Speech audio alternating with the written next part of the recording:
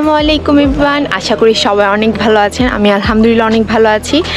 আমি এই কয়েকদিন অনেক জায়গায় ঘুরেছি, বলা যায় যে কক্সবাজার থেকে আমার জার্নিটা শুরু হয়েছিল, দেন কক্সবাজারের পরে হচ্ছে চিটাগাংয়ের পর রাঙামাটি যাওয়া হয়েছে, এখন এসেছি হচ্ছে খাগড়াছড়ি। মাঝখানে আমি ফেনীতে ছিলাম কিছুদিন। তো খাগড়াছড়িতে হচ্ছে আজকে আমি খুবই পপুলার ট্যুরিস্ট ভিজিট প্লেসে এসেছি, সেটা হচ্ছে আলুটিলা। তো এটা এখানে অনেক পপুলার প্লেস। তো আসার পর খুবই ভালো লাগছে, মানে এরিয়াটা এত বড়, পুরা পাহাড়ের উপর হচ্ছে এই ট্যুরিস্ট প্লেসটা করা হয়েছে সুন্দর করে ডেকোরেশন করে। দেখা যাচ্ছে যে আমরা অনেক উপরে আছি পাহাড়ের, আর আমার অনেক নিচে শহরের হলো বিল্ডিং, ছোট ছোট ঘর বাড়ি দেখা যাচ্ছে, কিছু কিছু মেঘও আছে। তো চলুন আজকে আপনাদের পুরো প্লেসটা ঘুরিয়ে দেখিয়ে নিয়ে আসি। রাস্তার পাশে এক বিশাল বড় বটগাছ, আর তার পাশে কিন্তু এই আলুটিলা পর্যটন কেন্দ্র।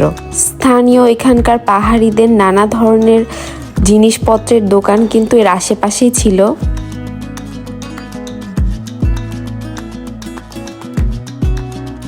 আলুটিলা এই পর্যটন পার্কটা বলা যায় যে খাগড়াছড়ি শহরের ঠিক আগে পড়বে, অর্থাৎ খাগড়াছড়ি শহর থেকে বলা যায় 8 কিলোমিটার দূরে এটি অবস্থিত।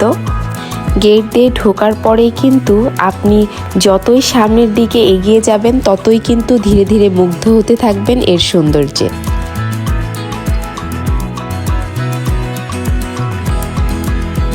এখন আমরা বলা যায় অনেক উঁচু রাস্তা থেকে আস্তে আস্তে নিচের দিকে নামছিলাম, আর এরিয়াটা অনেক বড় হয়। আপনি কিন্তু একটা ম্যাপ পেয়ে যাবেন যেখানে আপনি ডিরেকশন পাবেন কোথায় কি কি আছে।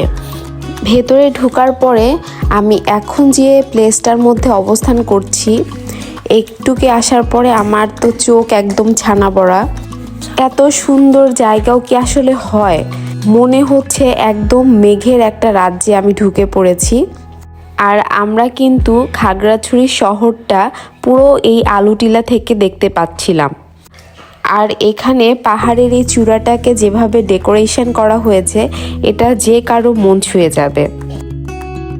এখানে আমাদের মতো হচ্ছে আউটসাইডের মানুষ ছাড়াও কিন্তু এখানকার স্থানীয় মানুষরাও অনেক ধরনের ফটোশ্যুটে এই স্থানটা ব্যবহার করে।